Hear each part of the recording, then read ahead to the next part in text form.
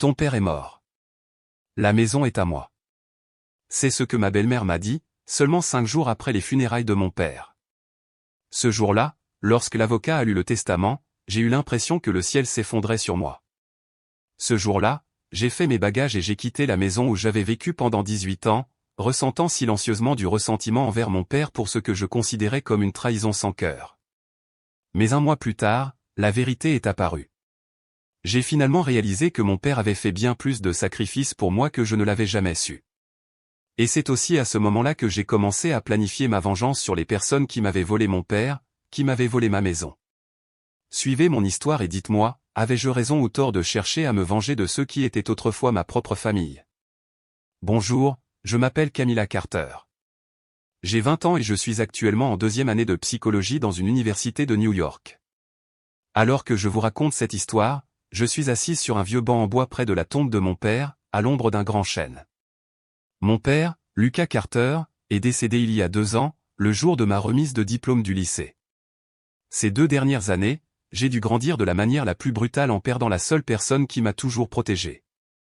Mais je sais qu'il sourirait s'il était encore là et pouvait me voir maintenant. Il a toujours cru que j'étais plus forte que je ne le pensais moi-même. Même s'il est parti, il y a encore des moments où j'entends sa voix dans ma tête profonde, chaleureuse, stable.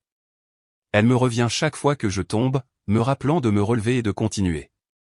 Mais s'il était resté seulement un jour de plus pour que je puisse dire « je t'aime, papa », une dernière fois. Je me souviens encore de ce matin comme si c'était hier. Ma remise de diplôme du lycée avait eu lieu la veille, et mon père était en voyage d'affaires à Philadelphie à environ 2 heures de route de New York. Je l'ai appelé pour lui rappeler de ne pas manquer ma remise de diplôme, c'était un jour spécial, un tournant que j'avais toujours rêvé qu'il soit là pour vivre avec moi. Il a répondu quelques minutes plus tard. Sa voix familière est passée au téléphone, je serai là à l'heure. Je suis fier de toi, ma chérie. Quelques mots seulement, mais ce furent les derniers qu'il m'ait jamais adressés. Le lendemain, à 7 heures du matin, j'ai envoyé un autre message, me sentant à la fois nerveuse et excitée, « Papa, je vais bientôt monter sur scène. S'il te plaît, arrive bientôt. Je veux te voir au premier rang. » Il n'a pas répondu, mais je n'y ai pas pensé. Je me suis dit qu'il conduisait et qu'il ne pouvait probablement pas répondre par SMS. J'ai respiré profondément, j'ai ajusté ma cravate une dernière fois et je suis entré dans la zone de la scène. Mes amis étaient tous autour de moi, riant, prenant des photos avec leurs parents. J'attendais son arrivée pour pouvoir avoir un souvenir père-fille que je pourrais chérir pour toujours.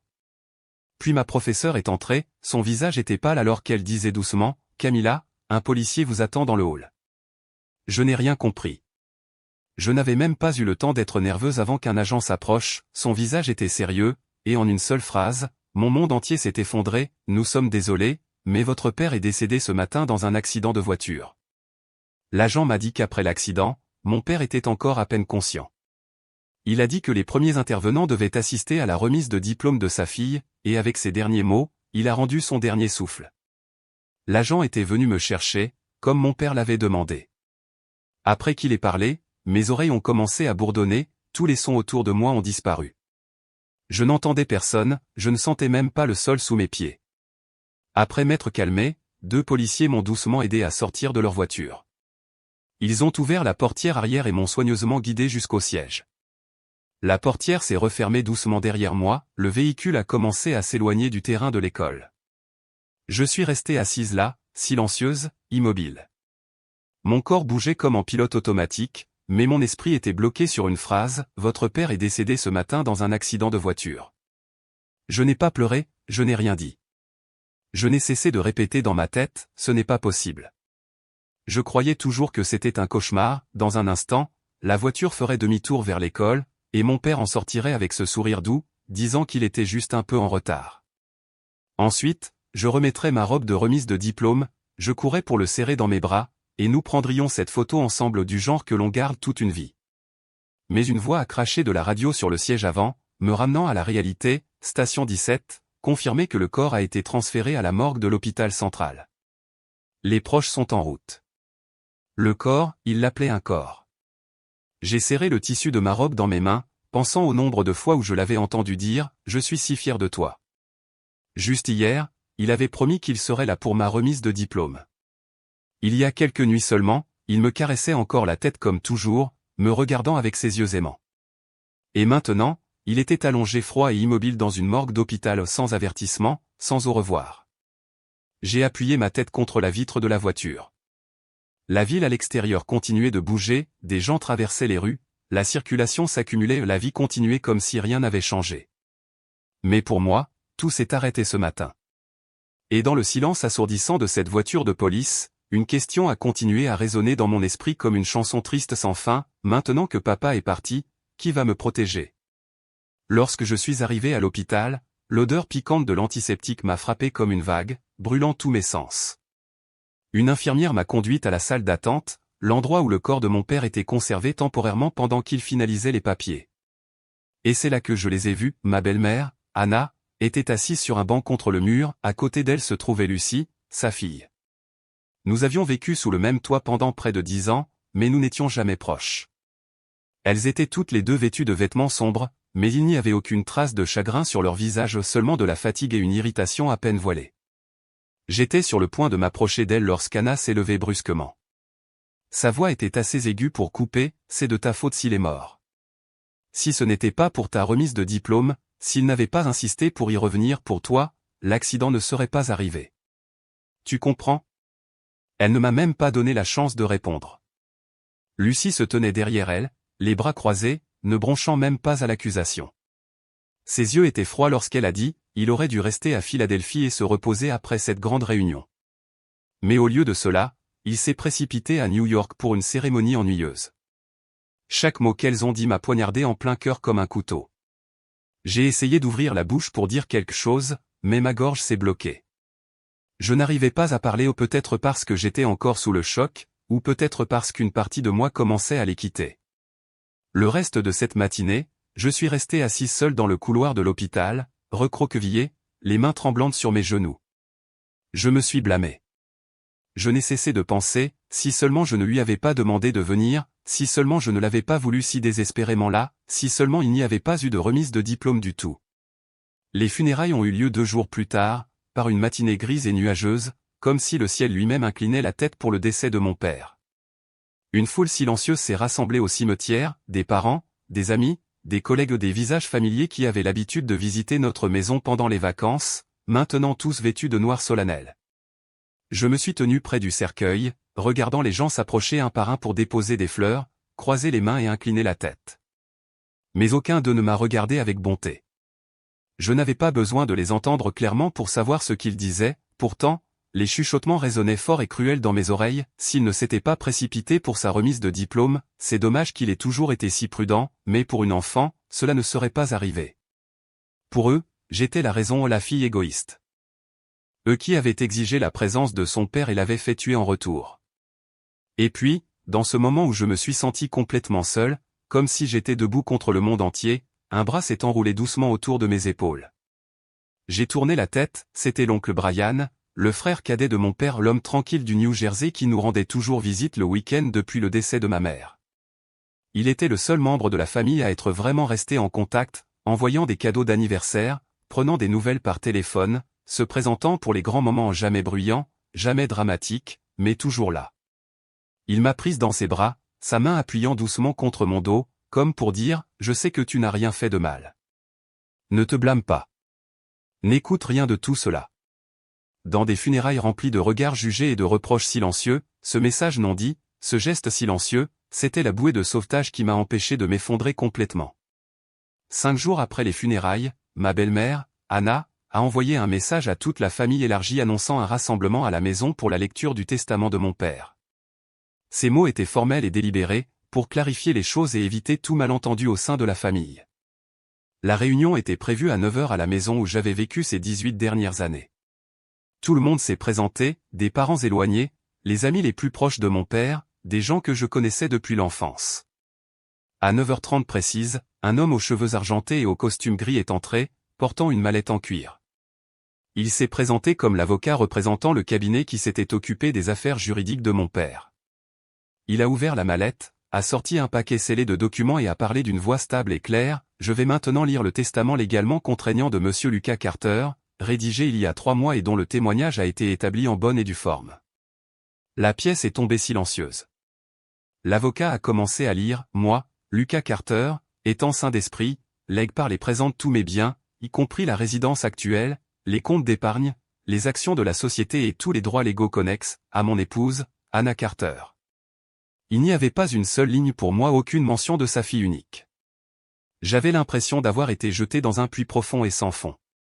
Chaque mot qu'il lisait tombait comme une pierre sur ma poitrine, m'étouffant. Personne dans la pièce n'avait l'air surpris, personne sauf un homme, l'oncle Brian. Il s'est levé, sa voix calme mais ferme, je demande une vérification de ce testament. Tous les regards se sont tournés vers lui. Il a poursuivi, Lucas était un homme de principe, et il aimait sa fille plus que tout. Je refuse de croire qu'il n'aurait pas laissé une seule ligne pour Camilla, pas un mot, pas une part, rien. Cela ne colle pas. Quelqu'un de la famille élargie a haussé les épaules et a dit, même si elle est sa fille biologique, il a dû avoir ses raisons. Elle est encore jeune, pas prête à gérer tout cela. Une autre voix a retenti, plus aiguë, plus froide, les parents laissent des choses à ceux qui les méritent plus. Anna s'est occupée de lui tous les jours, elle le connaissait le mieux. La pièce a commencé à bourdonner de voix, chaque commentaire comme une aiguille qui transperçait ma peau, peut-être a-t-il perdu confiance en la fille, j'ai entendu dire quelle était la raison pour laquelle il s'était précipité ce jour-là.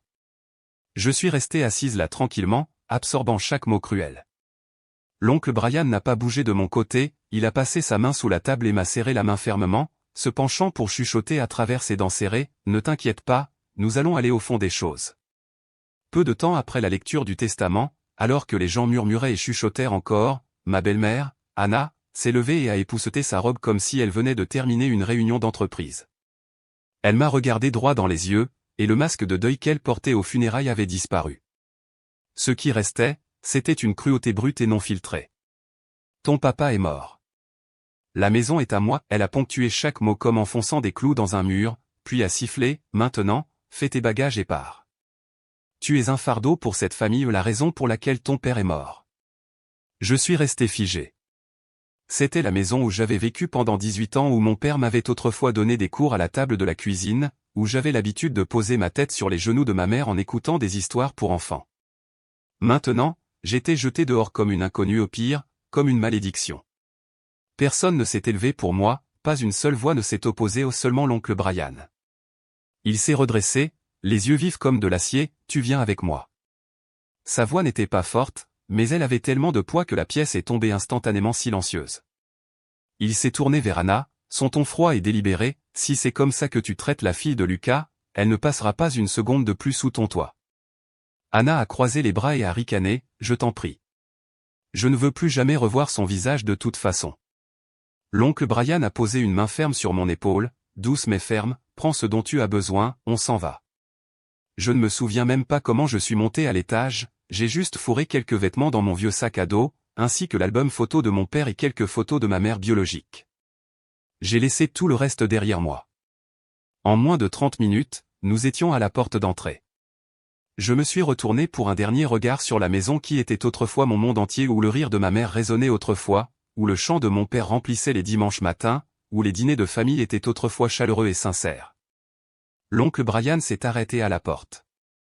Il a regardé Anna droit dans les yeux, puis a balayé du regard tous les parents assis silencieusement, comme si ce n'était pas leur problème. Il a secoué la tête et a poussé un profond soupir de déception, vous n'êtes même pas humain. Personne n'a dit un mot, pas une seule personne n'a osé croiser son regard. Ce soir-là, je me suis allongé sur le petit lit d'appoint du salon de l'oncle Brian, les yeux grands ouverts fixés au plafond. Je n'arrivais pas à dormir, pas même de près. Une partie de moi manquait à papa, une partie de moi, c'était le testament qui avait été lu ce matin-là, et le reste, c'était à cause d'eux, les parents, ces regards silencieux et critiques, la cruauté chuchotée derrière des voix polies, les mêmes personnes que j'avais l'habitude d'appeler tante, oncle, cousin, maintenant rien de plus que des spectateurs applaudissant à ma chute. J'avais toujours su que ma belle-mère, Anna, était manipulatrice. Elle n'avait pas besoin de crier, pas besoin de faire un spectacle, quelques mots soigneusement choisis, quelques larmes devant les bonnes personnes, quelques instants où elle s'occupait de mon père lorsqu'il était malade, c'est tout ce qu'il a fallu pour se transformer en épouse dévouée et moi, la fille sans cœur, en l'étrangère que personne ne voulait avoir autour. Je me suis retourné toute la nuit, incapable de trouver la paix ou de l'éteindre. Le sommeil ne vint jamais. Le lendemain, Après un petit déjeuner simple composé de tartines et de café moulu, l'oncle Brian m'a dit de m'habiller. Il avait organisé une rencontre avec un vieil ami, un avocat spécialisé dans les testaments et la planification successorale, pour obtenir un avis professionnel. Le cabinet d'avocat se trouvait au 3e étage d'un vieux bâtiment en briques rouges près du quartier. Une petite enseigne en laiton poli indiquait « J.E. Moral, avocat ». Monsieur Moral était un homme d'une 50aine d'années, habillé avec soin, avec une voix calme et professionnelle. Après que je lui ai tout raconté des funérailles à la lecture du testament, il a froncé les sourcils, a feuilleté quelques documents de référence juridique sur son bureau, puis m'a regardé droit dans les yeux. Normalement, selon la procédure juridique standard, un testament n'est pas lu avant au moins 30 à 60 jours après le décès d'une personne, a-t-il déclaré. C'est pour laisser le temps de vérifier les actifs, les documents connexes et un avis officiel du tribunal. J'ai cligné des yeux avec surprise. Donc, le testament qui a été lu seulement 5 jours après la mort de mon père, n'est pas valable? Il a secoué la tête doucement. Je ne peux pas dire qu'il est immédiatement invalide car, dans des cas particuliers, si le défunt a laissé des instructions explicites, ou si la famille a fait une demande officielle, la loi permet un processus accéléré. Mais cela nécessite des dépôts supplémentaires et l'approbation du tribunal. Si ces documents n'existent pas. Il a fait une pause, alors oui, c'est très douteux. L'oncle Brian a croisé les bras, hochant lentement la tête. Monsieur Moral a poursuivi, son ton maintenant plus sérieux, aussi, si vous soupçonnez vraiment qu'il y a quelque chose de bizarre dans la mort de Monsieur Carter, je vous recommande fortement d'attendre le rapport de police officiel. L'enquête sur l'accident de la route pourrait clarifier s'il s'agissait simplement d'un accident ou s'il y a plus à l'histoire. Un frisson a parcouru mon échine. Et si ce n'était pas seulement un mauvais moment? Et s'il y avait quelque chose de plus sombre, de plus délibéré derrière tout cela? Dans les jours qui ont suivi, je suis resté chez l'oncle Brian. Sa petite maison de banlieue n'était pas luxueuse, mais elle était chaleureuse dans tous les sens du terme, pas de jugement, pas de blâme. L'oncle Brian vivait seul et ne s'était jamais marié, donc je pouvais rester aussi longtemps que nécessaire. Il a posé beaucoup de questions, il ne m'a jamais poussé à m'ouvrir, il a juste compris, et parfois cette compréhension silencieuse était plus réconfortante que 1000 mots. Une semaine plus tard, par un après-midi froid, j'ai reçu un appel téléphonique du service de police. Ils m'ont demandé de venir fournir des informations supplémentaires concernant l'accident de mon père.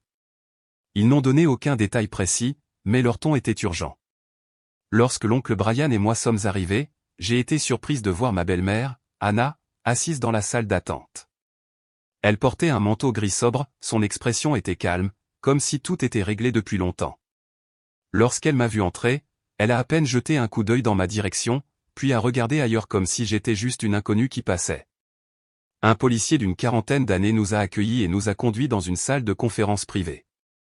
Il a ouvert un dossier, parlant d'un ton stable et professionnel, après avoir examiné les données du GPS et de la boîte noire du véhicule de Monsieur Lucas Carter, nous sommes prêts à présenter nos conclusions préliminaires. La cause principale de l'accident semble être une vitesse excessive, ce qui a entraîné une perte de contrôle sur l'autoroute. Je me suis figé. Mon père qui roulait trop vite?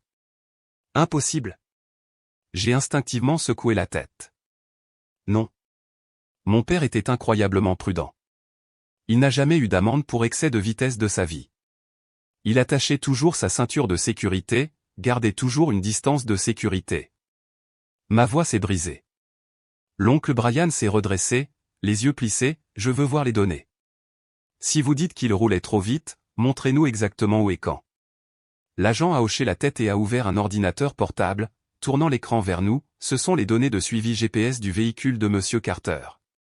Il a quitté Philadelphie à 5h20, il est arrivé chez lui dans le New Jersey à 8h15. La voiture est restée garée pendant plus de 30 minutes.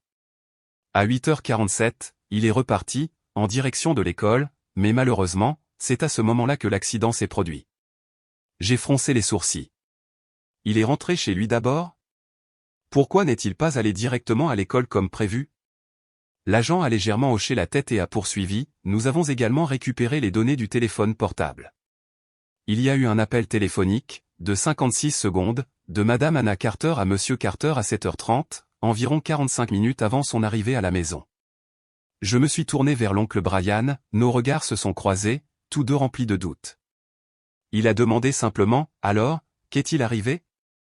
Pourquoi est-il rentré chez lui au lieu de se rendre directement à l'école comme prévu? C'est alors qu'Anna, assise en face de nous, a expiré, essayant de garder son calme. Il a oublié quelque chose. C'était un cadeau pour sa fille. Il est revenu le chercher.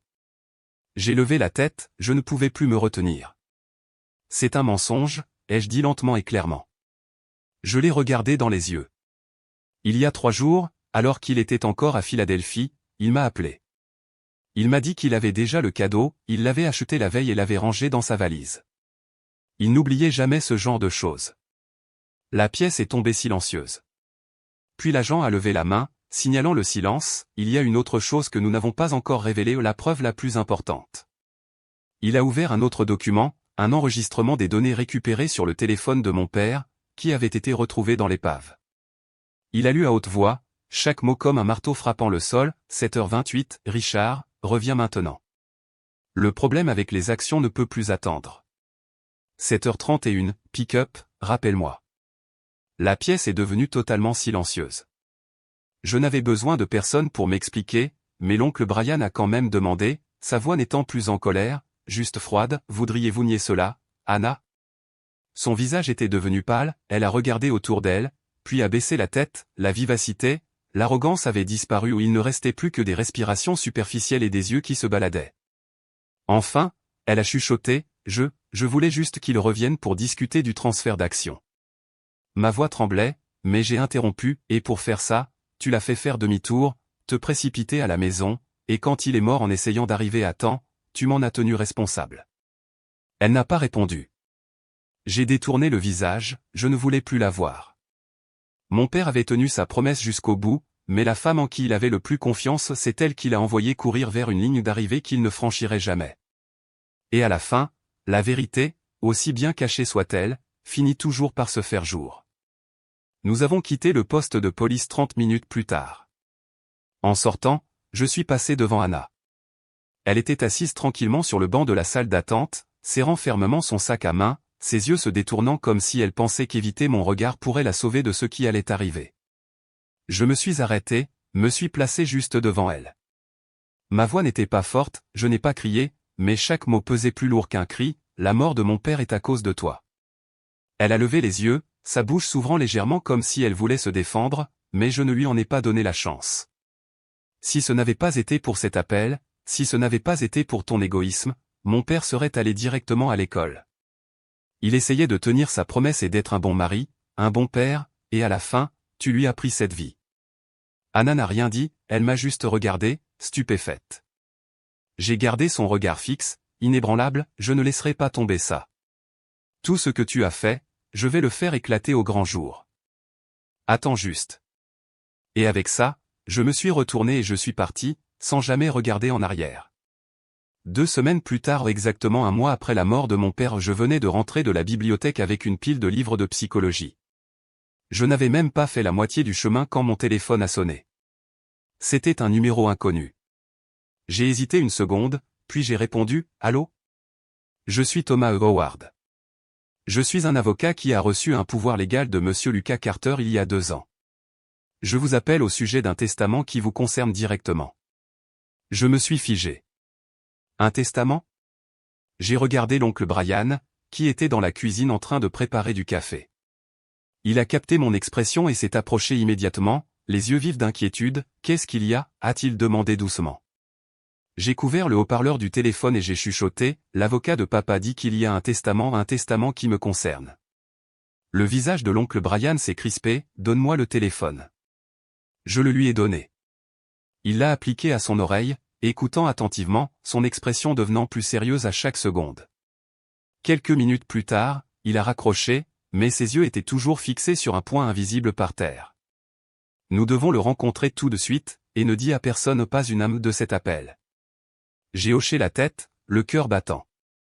Il a fait une pause, puis a parlé lentement, « Votre père a rédigé un testament il y a 2 ans. Il voulait s'assurer que tout ce qu'il laissait derrière lui était entre de bonnes mains, entre les mains de quelqu'un qui le méritait vraiment. » Ma poitrine s'est serrée. L'oncle Brian a poursuivi, « Selon Monsieur Howard, le testament a été rédigé selon les procédures légales appropriées, il a été notarié, attesté et scellé pour des raisons de confidentialité. Et maintenant, après le décès de votre père, il doit être révélé légalement et officiellement. J'avais l'impression d'être entraîné dans un tourbillon entre deux réalités, l'une où j'étais mise de côté, chassé de ma maison, enseveli sous des chuchotements cruels et la trahison, et l'autre, scintillant juste devant moi, qui laissait entrevoir une vérité enfouie au plus profond, attendant de refaire surface. Puis, l'oncle Brian a dit la seule chose qui a tout mis en place, le testament. Il l'avait lu il y a un mois.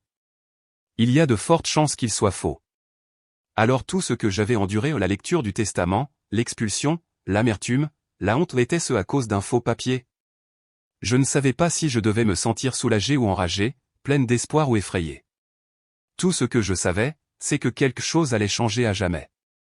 À 14 h cet après-midi-là, l'oncle Brian et moi sommes arrivés au bureau de l'avocat Thomas Howard. Le bâtiment n'était pas grand, niché dans une rue calme avec une enseigne en laiton poli à l'entrée qui disait « Howard & Associates, testament et affaires légales ».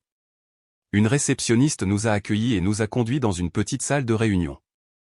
À l'intérieur, Monsieur Howard était déjà assis derrière un bureau en bois foncé. Il semblait avoir une quarantaine d'années, habillé proprement dans un costume sur mesure, des lunettes à monture métallique perchées sur son nez. Son expression était calme et professionnelle. Il s'est levé et m'a tendu la main en premier. « Mademoiselle Camilla, je suis très désolé pour votre perte, mais je crois que ce que nous allons faire aujourd'hui est quelque chose que Monsieur Lucas Carter a soigneusement préparé pour vous. » Puis il s'est tourné vers l'oncle Brian. « Monsieur Brian, c'est bon de vous revoir. » L'oncle Brian a hoché la tête, serrant fermement sa main. « J'espère qu'aujourd'hui nous entendrons la vérité. » Monsieur Howard s'est assis, a ouvert un tiroir et a sorti une enveloppe couleur crème scellée à la cire rouge. Il l'a glissée sur la table vers moi et a parlé clairement. « Il s'agit du testament personnellement rédigé et signé par votre père il y a 2 ans. L'enveloppe est marquée pour être reçue et ouverte par Camilla Carter. » J'ai pris l'enveloppe à 2 mains, mes doigts tremblaient. Monsieur Howard a ajouté, avant de l'ouvrir, « J'ai déjà vérifié votre identité. Maintenant, je vous invite à ouvrir l'enveloppe.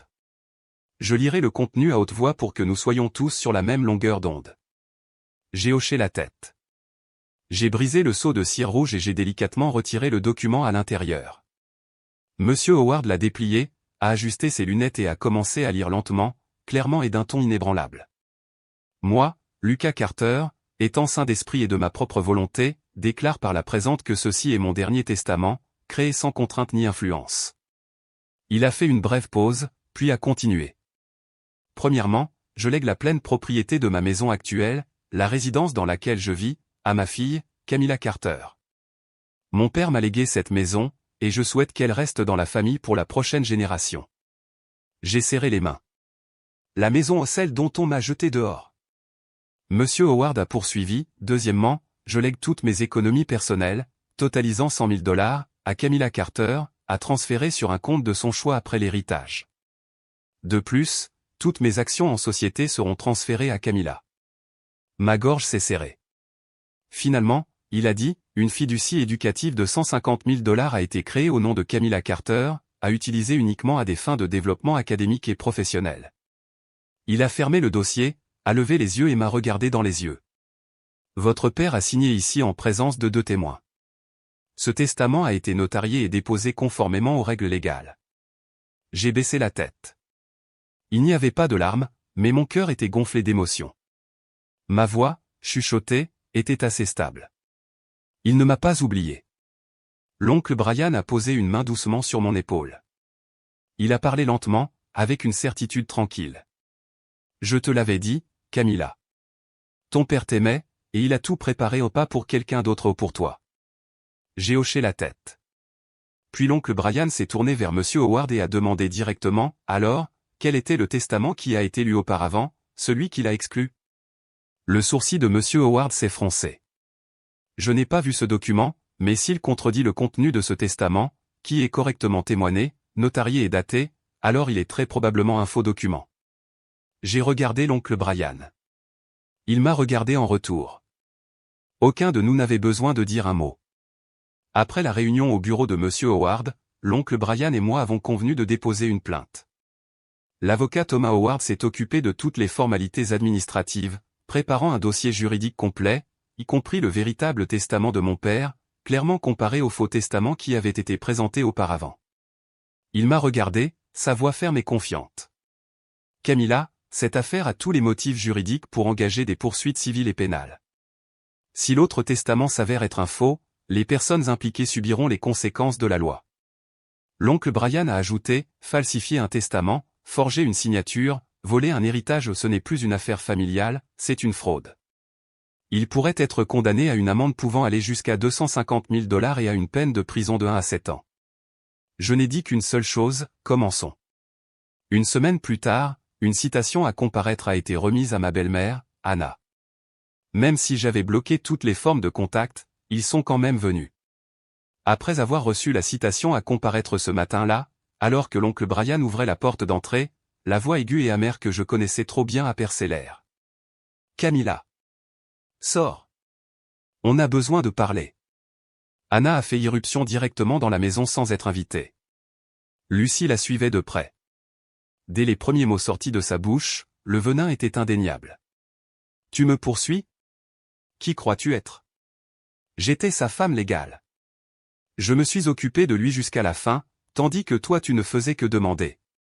Lucie a ajouté avec un ricanement, tu détruis cette famille. Si ton père était vivant, il aurait honte de toi. Je me suis levé, mais contrairement à il y a un mois, mes yeux n'ont pas vacillé. Je n'ai pas crié, mais mes mots ont coupé comme du verre. Non, si mon père était vivant, il aurait honte de toi aussi. J'ai regardé directement Anna, et ma voix est devenue glaciale. Mon père est mort parce qu'il a répondu à un appel téléphonique trop tôt le matin, parce qu'il a été poussé, menacé, pressé. Il n'est pas mort à cause de moi. Il est mort en essayant de tenir une promesse à sa fille tout en vivant avec une femme qui avait cessé de l'aimer depuis longtemps. L'air de la pièce est devenu épais. L'oncle Brian est entré de la cuisine, sa voix calme mais ferme. Le tribunal a reçu l'affaire. Si le faux testament est confirmé, vous serez toutes les deux poursuivies. La falsification d'un testament et le vol d'un héritage sont des crimes. Vous risquez jusqu'à 7 ans de prison. Cette phrase a traversé leur âge. Le visage d'Anna a immédiatement changé au plus de colère, plus de blâme, seulement de la peur et un changement soudain de ton, doux et désespéré, comme une femme acculée dans un coin. Camilla, je suis désolé. Je ne pensais pas que ça irait aussi loin. S'il te plaît, ne peux-tu pas abandonner l'affaire? Je ne veux pas aller au tribunal. Lucie s'est mise à pleurer à côté d'elle. On rendra l'héritage au tout. Tu peux tout prendre. S'il te plaît, ne porte pas plainte. Je les ai regardés un instant, puis j'ai répondu calmement et clairement. Tu n'es pas ma mère. Tu es une femme manipulatrice et égoïste qui a joué un rôle dans la mort de mon père, et je veux que vous ressentiez toutes les deux ce que j'ai vécu ces dernières semaines, ne pas savoir où était la vérité, ne pas savoir si vous seriez expulsés demain, et vivre dans la peur chaque minute, chaque seconde. Je me suis détourné sans autre mot, laissant derrière moi 2 femmes, une belle-mère intrigante, l'autre une sœur qui autrefois ne me regardait même pas dans les yeux, maintenant petite et silencieuse dans le salon de l'oncle Brian. Le procès civil était prévu pour lundi matin, 3 semaines après le dépôt de la plainte. Je suis entré dans la salle d'audience avec l'oncle Brian à mes côtés et l'avocat Thomas Howard juste derrière nous, l'homme qui avait passé près d'1 mois à préparer soigneusement chaque élément de preuve. De l'autre côté de la pièce était assise ma belle-mère, Anna, et sa fille, Lucie. Elles étaient habillées proprement, assises immobiles comme des statues. Il n'y avait plus les langues acérées, les regards accusateurs, seulement des visages pâles et des yeux qui ne pouvaient pas me rencontrer. La juge, une femme sévère d'âge moyen aux cheveux grisonnants attachés en chignon serré, a parlé d'une voix ferme qui a résonné dans la salle d'audience silencieuse. Aujourd'hui, le tribunal civil de cette ville entendra l'affaire concernant le testament contesté du défunt Monsieur Lucas Carter, intenté par la demanderesse, Camilla Carter, contre la défenderesse, Madame Anna Carter. L'avocat Howard a présenté en premier. Il a ouvert le testament original, soulignant le sceau officiel, les témoins notariés. Il a également soumis des documents médicaux confirmant que mon père avait toutes ses capacités mentales au moment où il l'a rédigé. Sa voix résonnait clairement. Votre honneur, ce testament a été signé il y a 2 ans. Il reflète les derniers vœux légaux de Monsieur Carter, léguant toute sa succession à sa fille, Camilla Carter. La défense a opposé une faible objection, affirmant qu'un autre testament, celui lu après les funérailles, était le plus récent. Mais lorsque la juge leur a demandé de présenter l'original de ce document, ils n'ont rien trouvé. Pas d'original, pas de notaire, pas de témoin. L'avocat Howard s'est de nouveau levé et a déclaré fermement « Nous n'avons trouvé aucune trace de ce document dans aucune base de données juridique ou notariale. Il n'existe pas dans le système juridique. » La défense s'est tue. La juge a frappé doucement son maillet sur le pupitre. Le tribunal reconnaît le testament fourni par l'avocat Thomas Howard comme valide et juridiquement contraignant. Je suis resté immobile, mais j'avais l'impression que ma poitrine allait exploser. Mes mains tremblaient, serrées l'une contre l'autre sous la table. La juge a continué, son ton plus vif maintenant. Compte tenu du soupçon de présentation sciemment d'un testament frauduleux, ce tribunal renverra l'affaire concernant Madame Anna Carter au bureau du procureur du district pour enquête pénale en vertu de la loi applicable. À ce moment-là, je me suis tourné pour regarder Anna. Elle n'a rien dit. Elle n'a pas bougé. Ses lèvres tremblaient légèrement. Lucie était assise à côté d'elle, la tête baissée, les yeux rouges de larmes.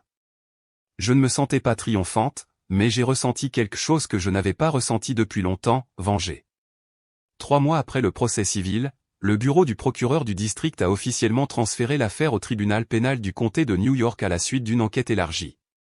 Non seulement Anna a été inculpée, mais un autre nom est apparu qui m'a laissé stupéfaite, Robert Langston, l'avocat qui s'était initialement levé et avait lu le faux testament. Il était maintenant accusé d'avoir accepté un pot de vin de $50 000 de la part d'Anna pour légitimer un faux testament dans l'intention de voler la succession de mon père. Le procès pénal a été tenu publiquement et a rapidement attiré une attention considérable. J'étais assise à côté de l'oncle Brian dans la salle d'audience. En face de nous se trouvaient les 2 accusés, Anna et Robert Langston. Il n'y avait plus les expressions suffisantes et la défiance, leur visage était pâle, vidé de toute résistance. Le procureur s'est levé et a commencé d'une voix précise et délibérée. Votre honneur, la défendresse, Anna Carter, a orchestré la création d'un testament frauduleux et l'a utilisé pour s'emparer de toute la succession laissée par le défunt. Plus inquiétant encore, elle a fait appel à un avocat agréé, Robert Langston, pour forger et présenter ce faux document, tentant de tromper l'ensemble du système juridique. Il s'est retourné et a pointé vers Langston. Les documents financiers confirment que M. Langston a reçu un virement bancaire de $50 000 du compte d'Anna Carter 3 jours avant que le faux testament ne soit présenté publiquement. Il s'agit d'une preuve indéniable de corruption et de falsification de documents juridiques. La défense a opposé peu de résistance, pas d'arguments solides, seulement le silence. Langston, le même homme qui avait autrefois lu avec audace le faux testament devant sa famille et ses amis, était maintenant assis la tête baissée, les mains serrées, la sueur luisante sur son front. Après 3 jours de témoignages et de preuves, le jury a rendu un verdict unanime. La juge s'est levée, son ton inébranlable. La défendresse Anna Carter, condamnée à 5 ans de prison, sans libération conditionnelle. Une pénalité financière supplémentaire de $100 000 est imposée. Le défendeur Robert Langston, reconnu coupable de corruption et de falsification de documents juridiques, condamné à 4 ans de prison. De plus, le tribunal révoque par la présente sa licence d'exercice du droit de façon permanente dans toutes les juridictions américaines. L'accusation a ajouté une dernière demande. Nous demandons que cette décision soit rendue publique et que tous les titres et affiliations professionnelles de M. Langston soient formellement retirés. Le tribunal a accepté. Anna s'est effondrée sur son siège. Lucie pleurait silencieusement à côté d'elle, et Robert Langston, autrefois fier de se faire appeler le représentant légal de la famille, était maintenant assis tout seul, les yeux fixés sur le sol. Je suis resté immobile, les poings doucement serrés sur mes genoux, mais pour la première fois, il n'y avait plus de rage, seulement du soulagement. L'oncle Brian s'est tourné vers moi et a posé une main ferme sur mon épaule. La justice est arrivée tard, a-t-il dit, mais elle est arrivée.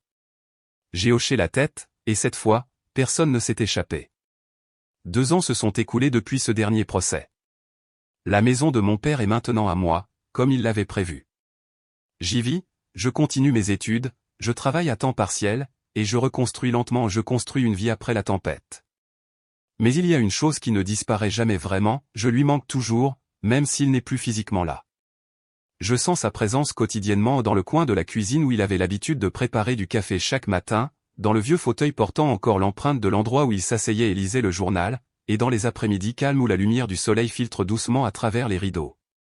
Je le vois veiller sur moi, silencieusement, régulièrement, toujours en me protégeant. Parfois, je me demande s'il pouvait me voir debout devant le tribunal, face à ma belle-mère, la regarder être condamnée, exposée devant la loi, cela l'aurait-il rendu triste? Croirait-il que j'étais trop dur parce que je n'ai pas choisi le pardon? J'ai choisi la vérité. J'ai choisi la justice. Et c'est pourquoi je partage cette histoire avec vous aujourd'hui. Avant de terminer, je veux vous demander quelque chose, étais-je trop sans cœur pour laisser ma belle-mère aller en prison? Aurais-je dû lui pardonner? Ou avais-je raison de me défendre et de me protéger? Laissez un commentaire ci-dessous. Je veux entendre vos pensées honnêtes, que vous soyez d'accord ou non. J'apprécie chaque voix. Et si cette histoire a eu une signification pour vous, n'oubliez pas de vous abonner. J'espère que nous nous retrouverons dans le prochain chapitre. Merci de m'avoir écouté.